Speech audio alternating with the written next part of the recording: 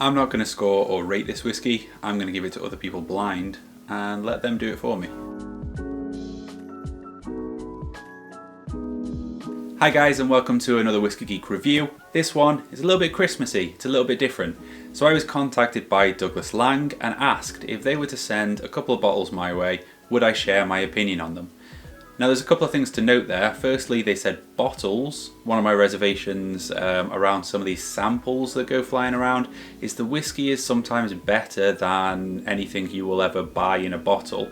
It seems to be a preferable sample. But if it's a bottle, it should be representative. A bottle of a limited edition, limited release, it should be representative of the whiskey that you or I could go and buy. And secondly, they said, share my opinion. There was no obligation there, no reward for being preferential or saying nice things for them. So I responded, kind of reinforcing this point. I said, I would love to, but I'm going to be 100% honest. And they responded in a perfect way. They said, we're confident in our whiskey. So, a couple of weeks later, these bottles turn up. So I know some people are put off by sponsored content, but to try and put that to bed, I've decided to drop these whiskies into blind flights for guys who don't know what I'm doing, don't know if I have an agenda, what they're sampling, and let their opinion and their reactions be the appraisal of the whiskey. So I implore you to judge it off of them as much as myself. So first up is this Scallywag Winter's Edition. As far as I'm aware, this is the first time that Douglas Laing have done a Christmassy Scallywag. Might be wrong with that, but it's the first one that I've seen. This doesn't come with a tube, doesn't come with a carton, but it does come with a little Santa hat. So this whiskey is as with all of the other Scallywag range, this is a blend of all Speyside whiskies, all Speyside single casks blended together from a bunch of different distilleries. They do name a few. When I first sampled it, I for some reason just presumed they weren't going to tell us where it was from, weren't going to give us any hint as to the recipe, but they do tell us. Malts distilled at Macallan, Mortlach, Glenrothes and amongst others. But this is not watered down, it's at cask strength of 53.1%. It is natural colour, nice colour, and it's non-chill filtered. So this is bottled with integrity. The only thing it's missing really is an age statement. Oh yeah, and it's 100% sherry matured, so all of the single casks are either ex-sherry casks or they've been sherry treated, whatever, but sherry influence. So which whiskies did I pick to put this one to the challenge? Now, I spent some time with this, got it down past the neck and let it settle. And as I was doing that, I was mulling this over, and this whiskey to me was not just a typical sherry bomb or a typical Speysider. There was something more to it. So I wanted to meet it on a similar ground and, whiskies that I could stand behind and say, yeah, I did give it a run for its money. So I wanted non-chill filtered, I wanted natural colour, and whiskies that I genuinely liked. So the first whiskey that I chose, this was Whiskey B of the flight, is a Balblair vintage, a travel exclusive. This is not just a sherry bomb, there's something more to it, kind of heavy woody, tanniny influences. There's kind of mocha and some dry chocolate cocoa powder, that kind of stuff to it.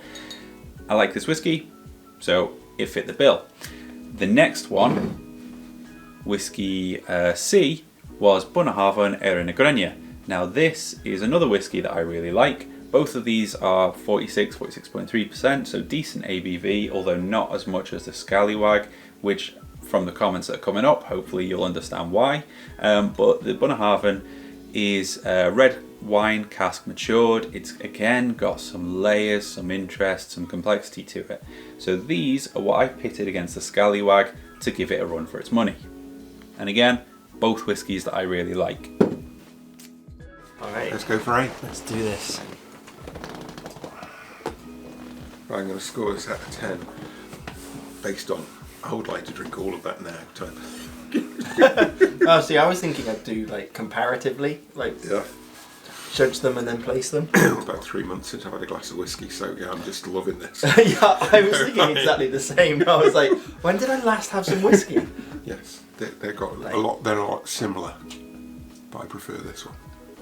Oh, that's interesting. That's what I've gone for as well.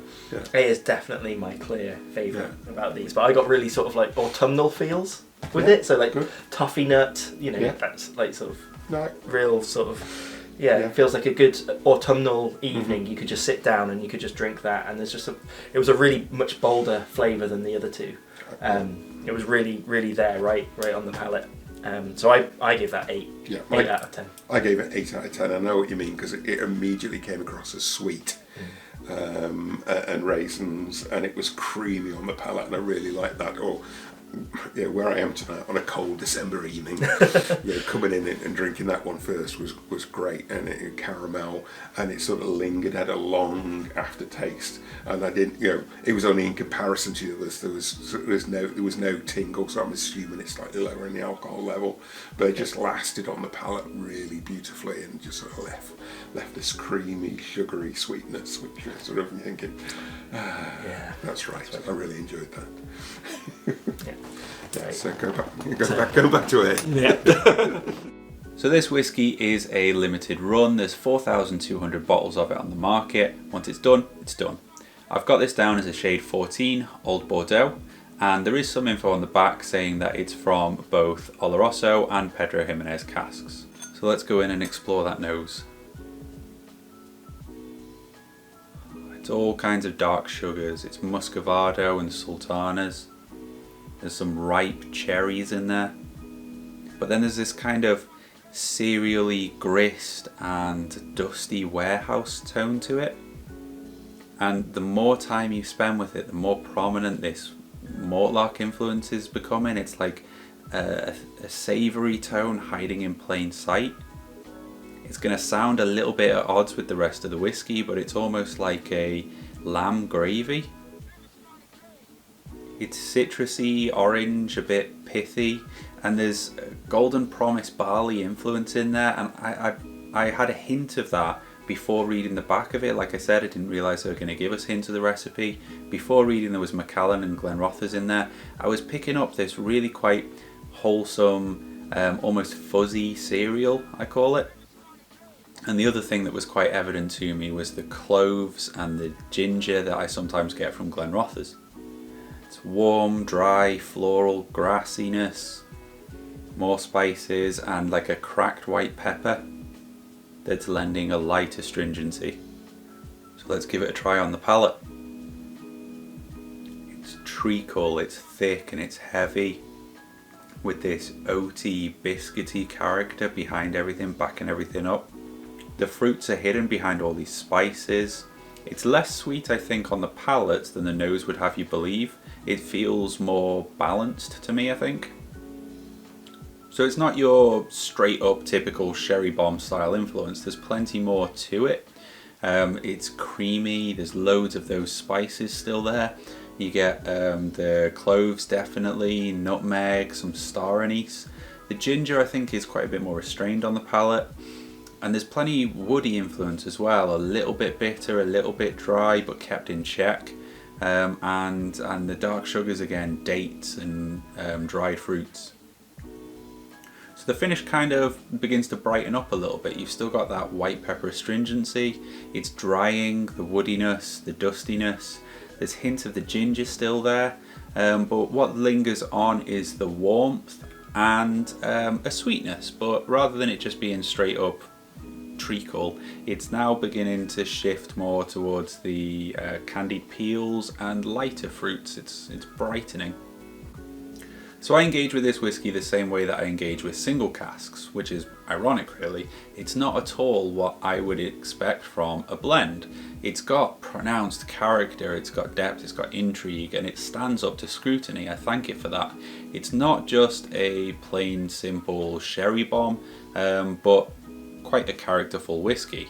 And it does remind me, they've done a good job of making a winter whiskey, because it's reminding me of mulled wine.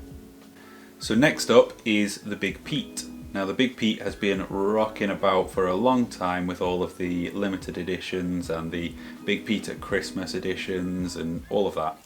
So this is Big Peat Christmas edition for 2021, limited edition at natural cask strength. So where that Scallywag is all about the Speyside distilleries, the Big Peat is all about Islay distilleries. within here we've got Ardbeg, Bowmore, Kalila and Port Ellen. Now it wouldn't surprise me if the Port Ellen was just a generous glug, but that is stock that is very expensive and you're going to want to stretch out. So I wouldn't expect it to be a whole cask of it for sure. Now when it came to picking what whiskies I was going to pit against this one, I came unstuck a little bit. There was two key elements for me, and so I picked a whiskey to emphasise either the big peaty influence and the complexities, the subtleties, the agricultural and the cereal side of things. So the first one, Whiskey A, was all about that big peaty profile. Lafroig, 10-year-old sherry oak finish. In hindsight, the sherry oak finish, possibly not a good comparison, but it definitely ticks all the boxes of the big brazen peaty influence. The second one, Whiskey B, possibly not what you'd first think, but long grow, peated. This is, it's got fruit, it's got sweetness, it's got lots of cereal, lots of agricultural, that all bolsters that peaty influence and the brine. And so this one is more on the subtlety side of things, I guess. But again, they are both whiskies that I enjoy, both whiskies that I hold in high regard, and so I can sit back and say, I've given this a good run for the money. Your theme for this one is peat. Peated. You can smell it, it's in the air. All we care about, again, is a couple of flavours, your general impression, score out of 10. And your second? Well, so they're tied here now, so I could top to A or C. So let's do C. Okay. I was thinking this is the Ron Burgundy. I was getting leather, like, and like just a sort of like richness to it. So I was like, this is the Ron Burgundy whiskey here, and there's a like real sort of spiciness towards it at the end. Okay. A light tarry nose, and it was like the physical feel of the whiskey that it struck me first on the palate was a creamy tingle, and then a caramelly smoke right in there. But then it was sort of like a lingering coal tar, just as I let it go, and I'm making a stab at an Islay whiskey for that one, so we'll see how it is afterwards. I mean, that's where I was going with that, I think, in a sort of score. My score was 8 for that one. Yeah, I got 7.5. I had 7 on B and 7.5 on this one, because I wanted to put it between them, because when I'd come in on A as my number one. Bottled at 52.8% natural colour, this one is at the opposite end of the colour spectrum to the Scallywag, a shade 1 Vingris. Going into that nose, the first thing it hits you is this quite sweet meatiness. There's a bit of brine, bit of ash, damp, earthy smoke. But what's really sticking out to me is like a honeyed ham, a salty honeyed ham. There's a white wine high note, a little bit of pepper, tiny prickle. There's this green mulchiness, and like a hint of tobacco leaf. But as it's sitting there, that briny element is really coming forward, and a minerality that reminds me of Ardbeg really. But it's altogether quite mellow, quite restrained for its ABV. Let's give it a try on the palate. So it starts off and kind of lulls you in with this friendly, bright creaminess, when suddenly a wave of heat kicks in, and it's like a chili flakes heat. There's smoked barley, and it's a touch kind of salty, savoury. So this whiskey almost seems like it's more about the sensation than it is about the flavour. The flavour profile is good, it's nice, but it's not special, whereas that mouthfeel and that sensation is quite unique. But I also feel like this may be a bit of a sleeper, this bottle. Maybe I need to leave it for a couple of months, because it tastes the best now that it has of any of the times that I've had it. And I have had it a good few times now. On the finish, you've still got that chilly heat, it's lingering on. You've also got a layer of smoke, but it's quite a mellow smoke, just kind of laying over everything. Some damp woods, a touch bitter, and that drying mouthfeel. Some of the brininess as well. So this one is a little bit harder work. It really benefits from being your focal point, from you sitting and studying and actually paying attention to picking apart the whiskey.